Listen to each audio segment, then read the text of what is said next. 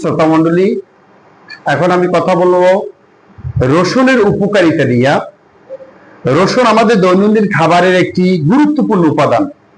এই রসুনে রয়েছে থিয়ামিন, ভিটামিন এ, বিফ্লাভিন, ভিটামিন বি2, নায়াসিন, ভিটামিন বি3, প্যান্টোথেনিক অ্যাসিড, ভিটামিন বি6, ফোলেট, ভিটামিন বি9 ও সেলেনিয়াম ক্যান্সার প্রতিরোধে দারুণ কাজ করে।